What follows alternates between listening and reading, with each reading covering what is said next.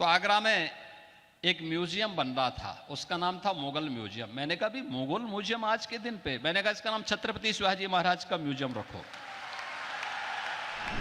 हमारा संबंध छत्रपति शिवाजी महाराज से है, हमारा संबंध मुगलों से नहीं है, और इसलिए छत्रपति शिवाजी महाराज के नाम पर जाना जाएगा ये म्यूजियम।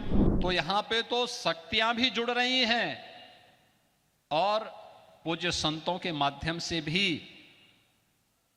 भक्ति भी आपस में एक दूसरे का सानिध्य प्राप्त कर रही है। ये मेरा सौभाग्य है कि जब मैं उत्तर प्रदेश में मुख्यमंत्री बना, आदरणीय प्रधानमंत्री जी ने जब मुझे दायित्व दिया तो मैं आगरा गया था। तो आगरा में एक म्यूजियम बन रहा था, उसका नाम था मुगल म्यूजियम। मैंने कहा भी मुगल म्यूजियम आज के दिन पे, मैंने कहा इसका नाम छत्रपति शिवाजी महाराज का म्यूजियम रखो।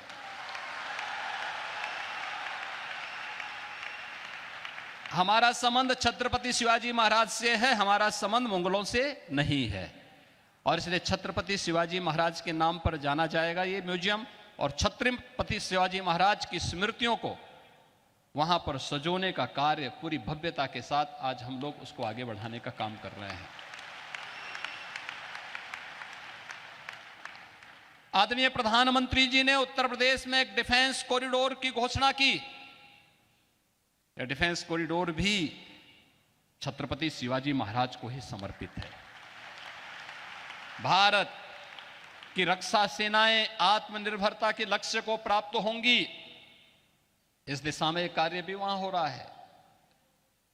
तो यहां पे तो शक्तियां भी जुड़ रही हैं और पूज्य संतों के माध्यम से भी भक्ति भी आपस में एक दूसरे का सानिध्य प्राप्त कर रही हैं। और इसी का परिणाम है, जब ये शक्ति मिलेगी, भक्ति और शक्ति का अद्भुत संगम होगा, तब 500 वर्षों की गुलामी की दास्ता से मुक्त होकर के अयोध्या में राम मंदिर का भव्य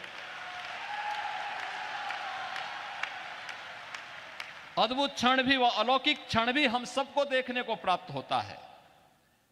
हमारे पूज्य संतजन मंच पर भी बैठे हैं, सामने भी बैठे हैं। इनके सानिध्य में प्रधानमंत्री मोदी जी के कर कमलों से, उनके परम पुरुषार्थ से 22 जनवरी 2024 की जो तिथि हम सबको अयोध्या धाम में देखने को मिली थी, अद्भुत है।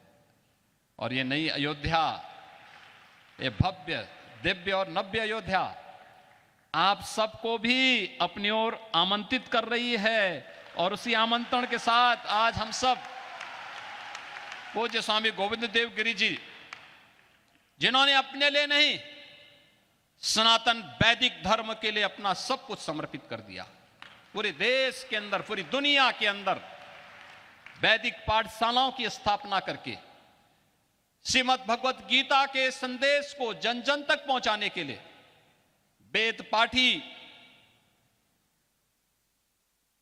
एक लंबी परंपरा को देश को दे करके यह देश वेदों का मार्गदर्शन प्राप्त करेगा।